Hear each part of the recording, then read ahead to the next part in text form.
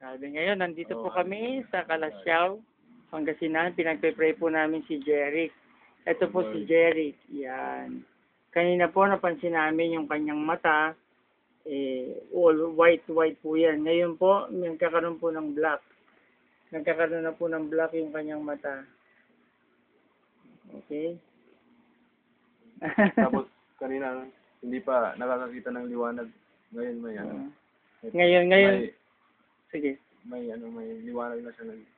Nakakainag na siya. Amen. Actually, si Jeric po, siya po talagang totally blind since birth. Wala po siya makita, black na black, talagang total darkness. Pero ngayon po, nakakainig na siya. Try mo. Nakakainig na siya. Sige nga. Tol, may nakikita kang liwanag. Marami. Pero hindi.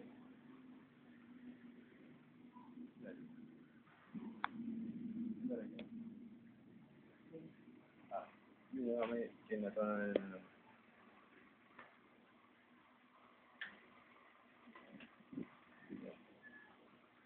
Wala. meron. Basta hindi.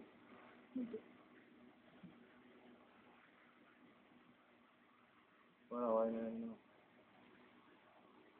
Wala. Wala. Di wawala talaga.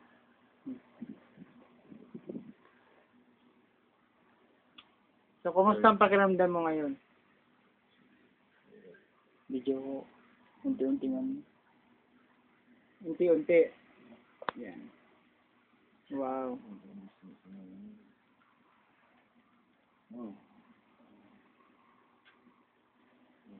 Kanina sabi niya nakakaramdam siya ng parang init. Nagkakaroon ng init yung kanyang katawan, tapos nangangati yung mata niya. No, so, kasi 7 months lang siya nung pinanganak. No, so, hindi na form yung kanyang mata. Pero pinag-pray namin na magkaroon ng mata. Ngayon nagkaroon ng black yung kanyang mata. No.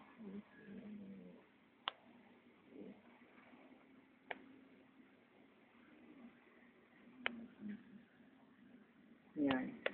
Nagkakaroon na po ng black yung kanyang mata. Napakabuti po ng Diyos. Thank you, Jesus. Hallelujah. Ito po si nanay. Si nanay po yung nagkaroon ng pera na iba't ibang currency. No, siya po yun. Nag-ayos lang sila, naglinis na sila ng kanilang panggato. No, nagkaroon ng iba't ibang currency. Ito naman si Ronald. Yeah. Si Ronald, yung nagpabasa sa kanya ng text.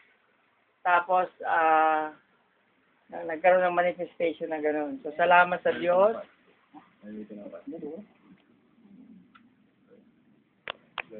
Thank you, Lord. Thank you, Lord, for your faithfulness.